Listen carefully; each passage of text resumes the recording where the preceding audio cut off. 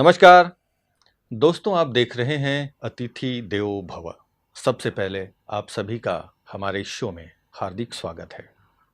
साथियों, आप सभी ने अतिथि देवो भव में ऐसे अनेक अतिथियों से आपने मुलाकात की है, लेकिन आज एक ऐसे व्यक्तित्व से आपको रूबरू कराने जा रहा हूं, जिनका जीवन बचपन से ही आध्यात्मिक रूप से सशक्त है, क्योंकि उनके पेरेंट्स भी ब्रह्मा कुमारी से जुड़े हुए रहे हैं। सामाजिक सेवा में जिनकी बहुत रुचि है, वो सिर्फ अपने लिए नहीं सोचते, समाज के लिए, देश के लिए, विश्व के लिए सोचते हैं। कल्याण की भावना उनमें है, उनके व्यक्तिगत जीवन में ये सब चीज़ें झलकता है। जिनका नाम है कमल भाई, छत्तीसगढ़ बिलासपुर से हमारे बीच में आए हैं। शिव बाबा कहते हैं कि जीवन ऐसे जियो जो कीचड़ में रहते हुए कमल पुष्प के समान खिलो। तो ऐसे खिले हुए कमल कमल भाई जी आज हमारे बीच में। आइए रूबरू कराता हूँ आपको छत्तीसगढ़ बिलासपुर से पधारे कमल भाई जी से। भाई जी, आपका बहुत बहुत स्वागत है हमारे शो में। बहुत धन्यवाद आपका। कमल भाई जी, जैसे कि हम जानते हैं कि आप छत्तीसगढ़ बिलासपुर से हैं। आपके जीवन की कुछ ऐसी बातें जो शायद सबको पता ना हो, कुछ ऐसी ऐसी बातें आज हम आपके साथ करेंगे। तो पहले तो हम आपसे जानना चाहेंगे आपके परिचय के बारे में, कि आप कुछ सामाजिक संस्थाएं हैं जी, जहाँ से आप जुड़े हैं, जैसा हमने सुना है। थोड़ा अपने परिचय के लिए कुछ शब्द। आपका बहुत बहुत धन्यवाद भानु भाई। मैं अपना पूरा नाम कमल छाबड़ा लिखता हूँ।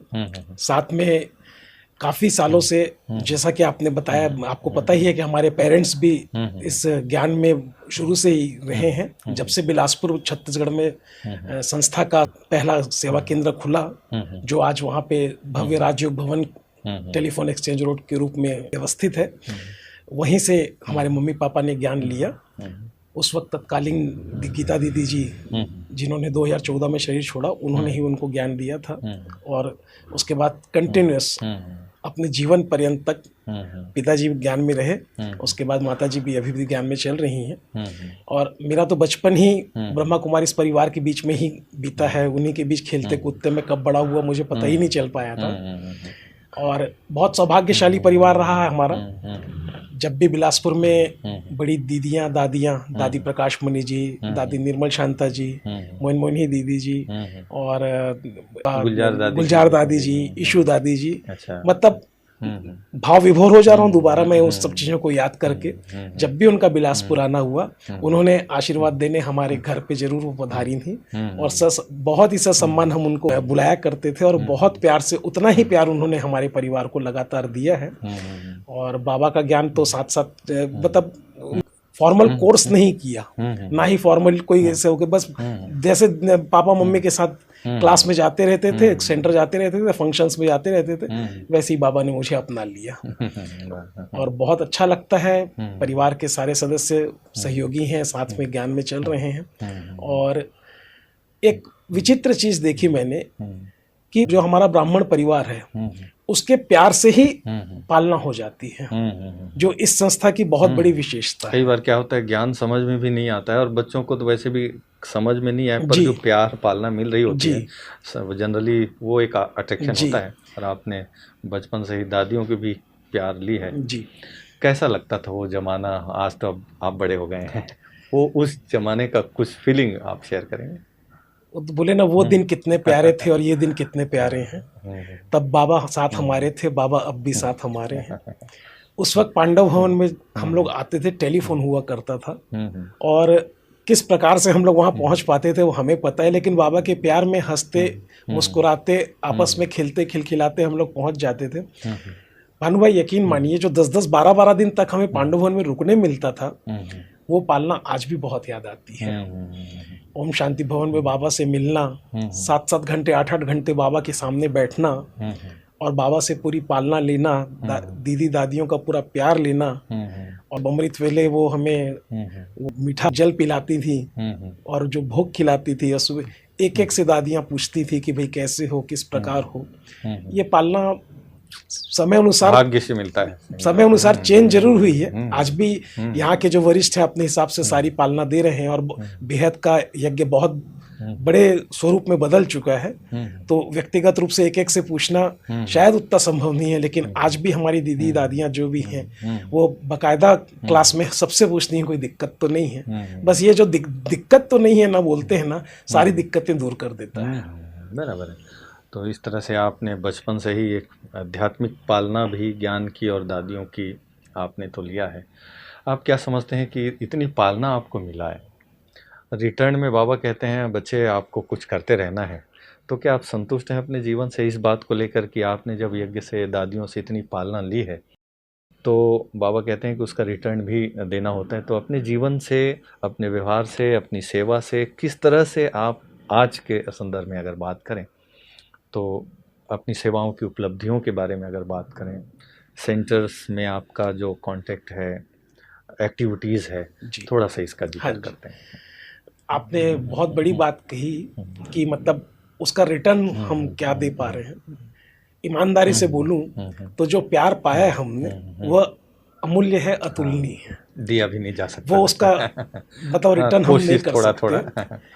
लेकिन ये जरूर है कि बाबा के द्वारा दी गई शिक्षाएं, बड़ों के द्वारा दी गई जो शिक्षाएं हैं, और धीरे धीरे जो हमारी ब्रह्मा कुमारी संस्था का जो आध्यात्मिक रूप है, वो तो स्वरूप जो है वो तो रहेगा ही रहेगा, लेकिन वो केवल आध्यात्मिक संस्था है करके नहीं रह गई है, लेकिन कंटिन्यूस उसके बाद वो एक सामाजिक संस्था है और सामाजिक संगठनों के साथ मिलके जो सेवाएं कर रही है, यह अतुलनीय है। बहुत बड़ा इसका एक ब्रेक थ्रू बोल लीजिए या एक ऐसा अवसर मिला बोल लीजिए कि जिस वक्त पीड़ित मानवता को सबसे ज्यादा जरूरत थी किसी के दो अच्छे शब्दों की, दो प्यारे शब्दों की, दो प्यारे बोल की, वो कोरोना काल के दौरान में वह एक ऐसा दौर आया जिस वक्त कोई एक अपने घर के ही लोग एक दूसरे से मिल नहीं पा रहे थे या जुड़ नहीं पा रहे थे। उस वक्त ब्रह्मा कुमारी संस्था ने, पूरी संस्था ने ही काम किया था, क्योंकि हमें भी प्रेरणा कहाँ से मिल रही थी, हमें भी प्रेरणा मधुबन से, हेडक्वार्टर से, आसपास की जो सेवाओं के समाचार हमें मिल रहे थे उससे हमें मिल रही थी। तो बिलासपुर प्रशासन के साथ में, जिसमें पुलिस प्रशासन भी और ये जो कलेक्टर साहब वाला जो प्रशासन, कमिश्नरी प्रशासन, वहाँ कमिश्नरी प्रथा है, उस प्रशासन के साथ में मिल के ब्रह्मा कुमारी दीदी जो वहाँ हमारी अभी इंचार्ज हैं, स्वाति दीदी जी, उन्होंने यहाँ संपर्क साध के, मधुबन में संपर्क साध के यहाँ से मार्गदर्शन लिया और हम लोगों से टेलीफोनिक ही विचार विमर्श हुआ, सब कैसा करना है, किस तरीके से करना है सेवाओं को लेकर। हम लोगों ने वहाँ पे सेवाएं सामाजिक संगठनों को देना शुरू किया, जिसमें करीब 18,000 फूड पैकेट्स हम लोगों ने अलग अलग टाइम पे दिए, क्योंकि हमारा सेंटर शहर के बीचों बीच अवस्थित है। तो हम जो फूड पैकेट्स बांटते थे वो हमारे मतलब जो शहर के बीच की जो चारों एरियाज है, लोकेलिटीज हैं, वहां वो कंफर्टेबल वो करते थे। एक बहुत अच्छी चीज जो प्रशासन ने भी की थी कि वो क्या किया था, उन्होंने जोन्स में 4-5 जोन 6 जोन्स में बिलासपुर को बांट दिया था। तो अलग अलग एरियाज में अलग अलग लोगों से जो पैकेट्स कलेक्ट होते थे, या गवर्नमेंट खुद अपनी तरफ से भी जो फूड पैकेट्स वगैरह बना रही थी। क्या हुआ था, अचानक लॉकडाउन हुआ तो कुछ लोग ना कहीं जा पाए ना कहीं आ पाए, बल्कि कुछ पैदल चल चल के भी जो जा रहे थे, तो उन्हें भी ये सारी चीज़ों की जरूरत थी। तो उस वक्त मैं लायंस क्लब का प्रेसिडेंट था, बिलासपुर के लायंस क्लब का प्रेसिडेंट भी था। तो मुझे, हम लोगों को पासेस मिले हुए थे, हम लोगों को छूट थी कहीं जाने आने की, लेकिन बेहद प्रिकॉशन के साथ। घर वाले भी मना करते थे कि ऐसे समय में जिस तरीके की न्यूज़ेज आ रही हैं उस पर नहीं जाना है, लेकिन फिर भी पीड़ित मानवता को देखते, बाबा को याद करते हुए हम लोगों ने निकलना चालू किया। कुछ लोगों ने, जिन लोगों को सारी फैसिलिटीज, क्योंकि मेरे मेडिकल स्टोर्स से भी कॉन्टेक्ट्स थे, उनके रेड क्रॉस सोसाइटी से भी कॉन्टेक्ट्स थे, मेंबर हूँ मैं उनका। तो उस तरीके से हमें वहाँ पे सारी चीज़ों को करने का मौका मिला। वह एक दौर जो हमने देखा भाई साहब, कि कोई किसी के शव को नहीं छू रहा है, कोई किसी के पास जा नहीं रहा है, इवन किसी को ये भी नहीं मालूम है कि किसको लपेट के दिया गया और कहाँ उसका फ्यूनरल हो रहा है। बहुत इमोशनल मोमेंट उस समय, उस पर्टिकुलर टाइम में अगर आपको ध्यान होगा तो एक भाप मशीन की जो बहुत सख्त आवश्यकता महसूस की गई थी। तो हम लोगों ने आपस में तय किया, हम लोगों ने 5000 भाप मशीन आपने अच्छा धीरे धीरे करके मंगाई, यानी क्योंकि स्टॉक भी नहीं था, तो 480 पीस का शायद स्टॉक, जो 2 कार्टन पैक होता था, 2-2 कार्टन करके इस तरीके से आया। हम लोगों ने 5000 भाप मशीनें सेंटर के अंदर वहां पे जो रखी हुई थी, और सेंटर के बाहर हम ऐसा लगा के रख देते थे कि जिसको चाहिए उठा के ले जाए। ना हमने किसी की फोटो खींची, ना हमने किसी से उसका नाम पूछा, ना हमने उसका पता पूछा, सिर्फ एक ये था कि उसको एक जरूरत है। और हमने वहां पे एक जो व्हाट्सएप ग्रुप में हमने डाल दिया था कि यह भाप मशीन वहां पे निःशुल्क मिल रही है, जिन्हें आवश्यकता है वो ले लें। तो 5000 भाप मशीन हमने उस वक्त वहां फ्री बांटी। फिर हमने ब्रह्मा कुमारीज की तरफ से 10 ऑक्सीजन सिलेंडर्स होते हैं विथ फ्लो मीटर्स, पूरा कंप्लीट सेट करके वहां पे हमने एक संस्था को दिया, जहां से वो उसको ऑपरेट करते थे, उस एरिया को, पूरा लोकेलिटी को वो कवर करते थे। वो उनको इवन गैस की जो रिफिलिंग्स है वो भी भर के देते थे, और वो ब्रह्मा कुमारीज की तरफ से फ्री ऑफ कॉस्ट हुआ करती थी। और लायंस क्लब में मैंने वहाँ पे एक ऑक्सीजन बैंक की स्थापना की, जिसमें 4 कॉन्सेंट्रेशन मशीन थी, और 20 के करीब सिलेंडर हमें सब संस्थाओं ने डोनेट किए थे। तो इस तरीके से उस वक्त एक्चुअली में बिलासपुर ब्रह्मा कुमारीज एक सामाजिक संगठन के रूप में पुलिस प्रशासन एवं जिला प्रशासन के समक्ष बहुत तेजी से उभर के आई। वहाँ के कलेक्टर साहब और एसपी साहब, आईजी साहब, मतलब बहुत ज्यादा उन्होंने प्रशंसा की। दीदी के पास मिलने आए, आप यकीन नहीं मानेंगे, बड़े बड़े अधिकारी दीदी के पांव छू के उनको ये बोल रहे थे कि हमने ऐसा किसी संस्था के अंदर नहीं देखा। हमने संगठनों, एनजीओ हैं, उनमें देखा, क्योंकि उन्हें कहीं ना कहीं से कुछ ना कुछ बेनिफिट्स मिल रहे थे, कुछ नहीं। हमने ये नहीं देखा कि मतलब निस्वार्थ भाव से इस तरीके से एक मैसेज गया हुआ था कि 6 महीने का राशन हमें भर के रखना है। उन बहनों ने वो भी बना के बांट दिया था। अच्छा अच्छा। ये नहीं सोचा था कि कल कहाँ से आएगा, उन्हें ये विश्वास था कि बाबा कहीं से भी भेजेगा, निश्चय था वो आ जाएगा, और भरपूर आया। कोई मतलब ऐसा नहीं कि जो चीज़ों की आवश्यकता थी वो आई वहाँ पे। तो ये जो सेवाएं ब्रह्मा कुमारी संस्था के द्वारा दी गई, तो यह बहुत एक अमिट छाप जिला प्रशासन और प्रशासन के ऊपर में हुई, जिसकी वजह से वो सेंटर पे स्पेशली मिलने आए दीदी से, और उन्होंने उनका बहुत आभार व्यक्त किया। उसके बाद फिर ये सेवाएं जो है लगातार कई क्षेत्र में चलती चली गई। आपने देखा होगा कि जो दिव्यांग हैं, आंखों से जो दिव्यांग हैं, उनकी सेवाओं के लिए ब्रेल लिपि में जो बुक्स छपी थी, ब्रेल लिपि की जितनी भी बुक्स छपी अभी तक आपके पास जो आई हैं, जिसमें 7 डेज कोर्स इन हिंदी है, इन इंग्लिश है, और जानकी दादी जी की किताबों के ऊपर में भी बुक्स छपी हैं, जयंती दीदी की किताबों की भी बुक्स छपी हैं, और जो शुरू में दिव्यांग लोगों के लिए वरदान कार्ड्स हैं, ये सारे भी बिलासपुर छत्तीसगढ़ की प्रेस से छप के ही ऑल ओवर इंडिया डिस्ट्रीब्यूट हुए थे। और साथ में हमने सेव वाटर मिशन चालू किया ब्रह्मा कुमारीज बिलासपुर की तरफ से। उसमें यह था कि जो पानी की टंकियां भर जाती हैं और उसमें कंटिन्यूस पानी गिरता रहता है, चूंकि हम ध्यान नहीं दे पाते हैं, तो वो एक अलार्म मशीन हमने यहाँ पे बाबा के घर बिलासपुर से सौगात के रूप में यहाँ पे, जो एनुअल मीटिंग में आपने एनुअल मीटिंग में मैंने जी देखा था, बराबर एनुअल मीटिंग में भी बांटी गई थी, और उसके साथ में उसके तुरंत बाद बड़ी दीदियों की कुछ भट्टी वगैरह थी, तो उनके में उसमें भी दिया गया था, ताकि एक अवेयरनेस आ जाए, उनके पास पहुंचे। तो बहुत आशीर्वाद मिला हमें हर तरफ से, और बहुत ही इसका इम्पैक्ट भी बहुत बड़ा हमें मिला भाई साहब। ये केवल हमने मधुबन में किया था ऐसा नहीं था, ये ऑल ओवर इंडिया तो गई थी। उसके बाद बिलासपुर में भी हमने सारी चीजें की थी। तो ये सारी जितनी भी सेवाएं इस तरीके की थोड़ा यूनिक टाइप की लगी वहाँ के प्रशासन को, जिला प्रशासन को, और पेपर वगैरह में भी इसका काफी मतलब एक अच्छा प्रतिसाद मिला था, बराबर। तो उसको देखते हुए IBC 24 न्यूज चैनल ने, जिनका लाइव टेलीकास्ट हुआ था, और उस वक्त की जो गवर्नर महोदया आदरणीय महामहिम अनुसुईया उइके जी के द्वारा राजयोग भवन संचालिका स्वाति दीदी जी को नारी रत्न सम्मान से अवार्ड दिया था उन्होंने उनको।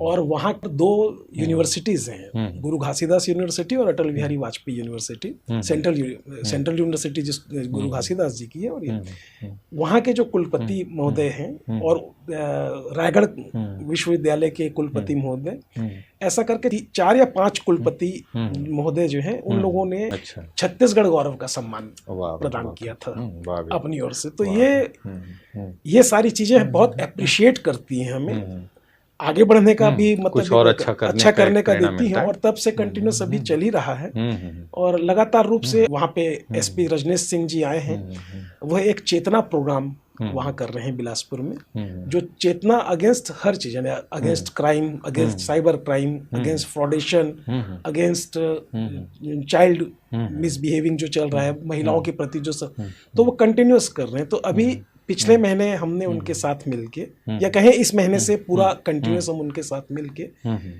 चेतना प्रोग्राम जो हम कर रहे हैं उसका भी बहुत अच्छा प्रतिसाद मिला है। और इनफैक्ट ब्रह्मा कुमारी को भी और लायंस क्लब की तरफ से मुझे भी पब्लिक पार्टिसिपेशन अवार्ड प्रशासन एसपी सर की तरफ से मिला है। और ये चीजें हमें हमेशा लगातार मोटिवेट कर रही हैं। कुछ अच्छा करने के लिए एक्चुअल में यहाँ पर अवार्ड एक जरिया है कुछ और अच्छा करते रहने के लिए। बाकी तो ये एक जीवन यात्रा है और इस यात्रा में अच्छे अच्छे करते रहेंगे तो खुशी भी मिलती है। लेकिन एक सवाल है कमल भैया कि आजकल जिस संसार में लोग सिर्फ अपने लिए सोचते हैं, अपने जीवन यापन की बात सोचते हैं, समाज के प्रति उनका कोई ज़्यादा कुछ करना है ये भाव नहीं होता। लेकिन आप बचपन से ही कह सकते हैं, अभी युवा काल से, या जिस संदर्भ में आप बात कर रहे हैं सेवा की, ये जो प्रेरणा आपको बचपन से है, इसके पीछे का जो साइकोलॉजी है, स्पिरिचुअल पावर है, या परिवार एक विरासत के रूप में एक संस्कार मिला है, क्या सोचते हैं आप? देखिए, इसमें लगभग जितनी बातें आप कह रहे हैं सभी का बहुत बड़ा हाथ है। पारिवारिक संस्कार, परिवार का साथ, उसके बाद में समाज में लोगों की जो दिक्कतें जो हमें आंख से दिख रही है उसके प्रति हमारे अंदर में एक ये भावना आना, उनके प्रति एक दया वर्ड नहीं बोलूंगा, दया वर्ड जैसे होता है वो किसी मजलूम या उसके लिए, हमारी ये जैसे एक सहानुभूति हो कम से कम उन लोगों के साथ में कि हम उन, और उससे भी बड़ी चीज मैं बताऊं आपको, ईश्वर के प्रति धन्यवाद है कि उसने हमें देने वालों की श्रेणी में रखा है। और एक चीज हमने और मार्क की है, जो हमारी दीदियां और जो ब्रह्मा कुमारी इस परिवार से हमें जो सीखने को मिला, वो तो कहते हैं ना कि दाएं हाथ से दो बाएं हाथ को पता नहीं चलना चाहिए, गुप्त दान महादान बोलते हैं। तो हमने इसी चीज को फॉलो किया और उनकी बहुत सारी दुआएं हैं। देखिए आज कोरोना काल में किसके साथ क्या क्या नहीं हुआ, यकीन मानिए घर में हमारे भी सबको कोरोना हुआ, मम्मी हॉस्पिटल में एडमिट हुई, 8 दिन बाद 7 दिन बाद सब सकुशल वापस अपने घर में थे। यह हम उन जो पुण्य कर्म है और जो हम सेवाएं दे रहे हैं या कर रहे हैं, ये मैं इन्हीं की दुआओं का असर ही मानता हूँ। और बाकी आज जिस संस्था में रह के हम धीरे धीरे सारी चीजों को सीख रहे हैं, हम तो ये तो कंटिन्यूस प्रोसेस है, हमको तो रोज सीखना ही है। तो ये जो सीखना हमारा रोज का लगा हुआ है, ये हमें रोज कुछ ना कुछ नए काम करने के लिए प्रेरित करता है। वाह वाह, बहुत सुंदर बात और एक अच्छा अनुभव हो रहा है मुझे देख करके। भाई साहब, अभी छत्तीसगढ़ में ही नहीं बल्कि वैसे तो पूरे भारत में और पूरे विश्व में कहीं ना कहीं बच्चों के अंदर एक नैतिकता की भावना आए, स्पिरिचुअलिटी आए। इस बात को आप छत्तीसगढ़ में जो सेवाएं कर रहे हैं स्कूल में और भी कई जगह जाते होंगे, क्योंकि आप लायंस क्लब, मैं लायंस क्लब इंटरनेशनल का एम्बेसडर नियुक्त हुआ हूँ इस साल से। ना इस साल से, तो ये बहुत बड़ी बात है। तो थोड़ा उसमें किस तरह की आप सेवाएं करते हैं? खास करके मुझे लगता है कि आजकल समाज को एक सही दिशा देनी हो तो बच्चों को, युवाओं को एक गाइडलाइन मिलनी चाहिए। आप क्या फील करते हैं कि उनको संस्कारित करना हो, एक अच्छी दिशा देना हो, तो उसमें आपकी अपनी क्या विचार है और भूमिका क्या आप अदा कर रहे हैं? देखिए, मेरा इसमें ये मानना है कि मैं 20 मिनट या 30 मिनट का कोई लेक्चर दे के किसी स्कूल में या कॉलेज में दे के आ जाऊं तो उससे वो बच्चा बदल जाएगा या परिवर्तित हो जाएगा, ये संभव नहीं है।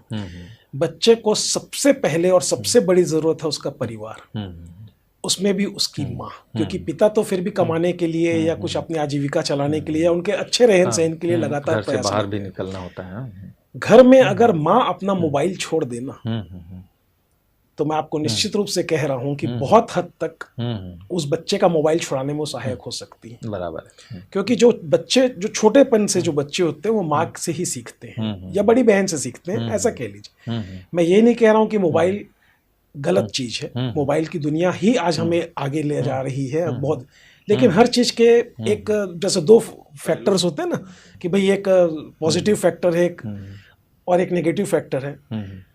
और अति हर चीज की बुरी है, चाहे कुछ भी कर लीजिए आप। मोबाइल की अति भी बहुत बुरी है।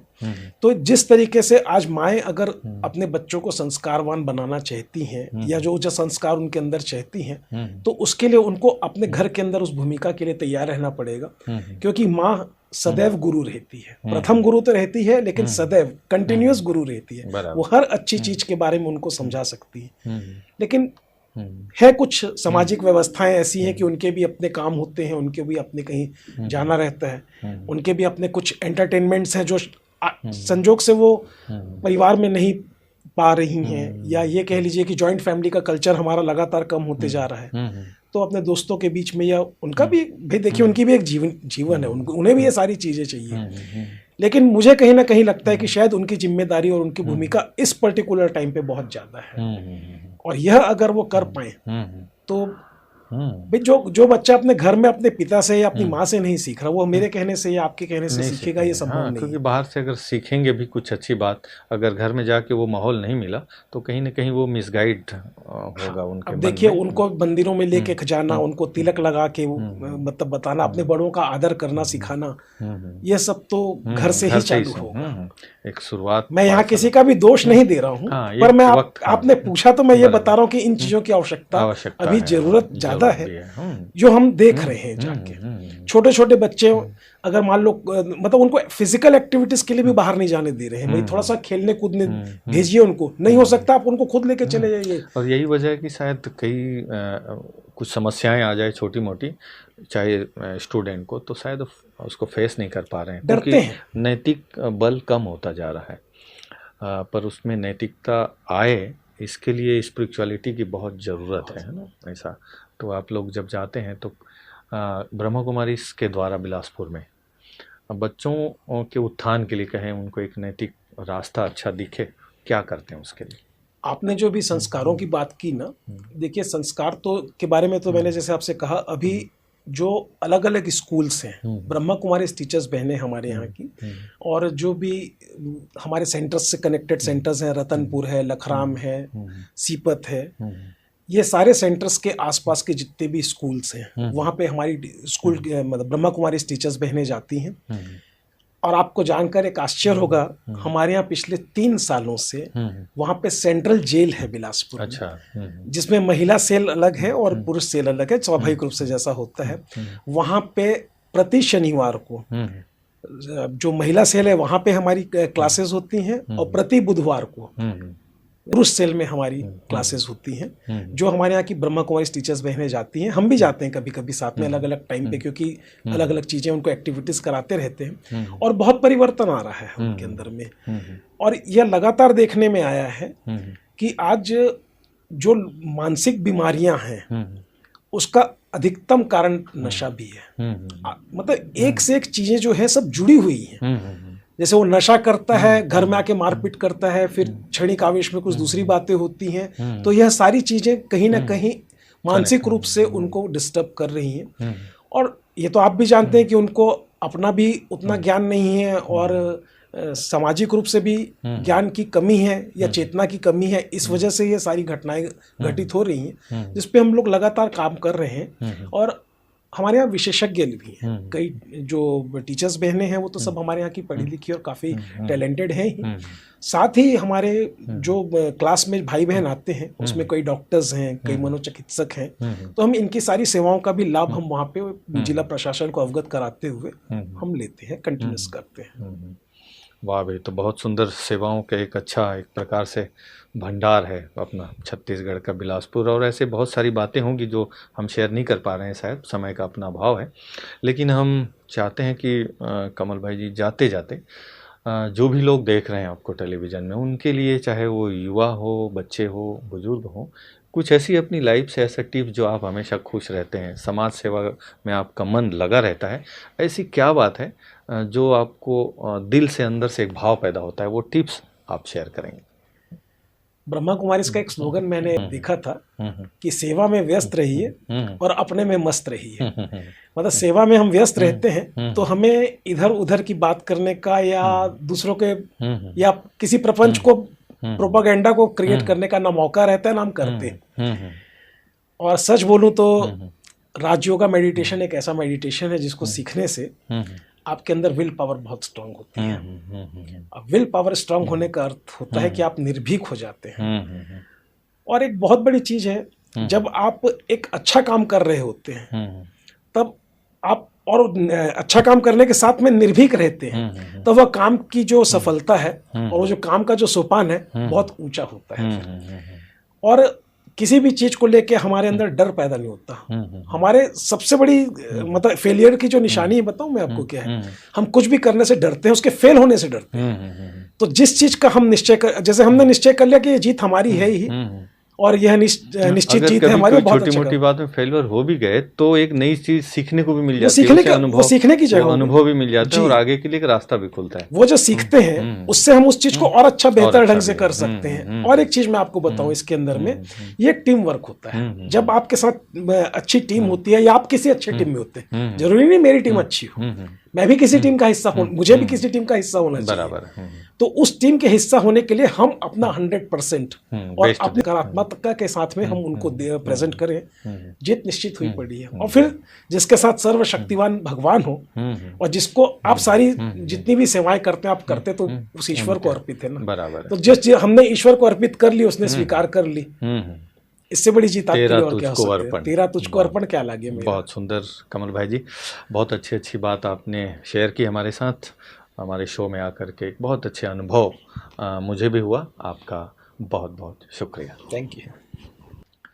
तो दोस्तों, आप सबने देखा आज के एपिसोड में, ये ज़रूर फील किया होगा कि हमें भी कुछ जीवन में अच्छा करना है तो उसके लिए अंदर में एक भावना होनी चाहिए कि भाई कुछ तो करना है। अपने लिए तो सभी लोग जीते हैं, संसार में जो सिर्फ अपने लिए जीते हैं उसकी कोई कहानी नहीं होती, लेकिन दूसरों के लिए अगर जीते हैं, कल्याण की भावना रखते हैं, शुभ भावना रखते हैं, थोड़ी थोड़ी मदद, ज़्यादा नहीं तो थोड़ी थोड़ी मदद, छोटे छोटे श्रेष्ठ काम अगर करते हैं तो वो जीवन एक कहानी बनती है, इतिहास बनता है। आइए, आपके मन में भी कुछ अच्छा काम करने का जज्बा जाग रहा होगा, ज़रूर आप भी अच्छा कर्म करें। और अच्छा कर्म करने के लिए एक अच्छी सोच की ज़रूरत होती है और वो सोच मिलती है स्पिरिचुअलिटी से। स्पिरिचुअलिटी को आप सीखने के लिए ब्रह्म कुमारी के हमारे बहुत सारी शाखाएं हैं, जहां भी आप हैं वहां ज़रूर जाएं, 7 डेज़ का कोर्स करें। मुझे उम्मीद है कि आपका जीवन भी एक अच्छी दिशा में जाएगा। इन्हीं शुभकामनाओं के साथ फिर मिलते हैं कार्यक्रम की अगली कड़ी में एक नए मेहमान के साथ। तब तक के लिए दीजिए मुझे इजाज़त। नमस्कार। ओम शांति।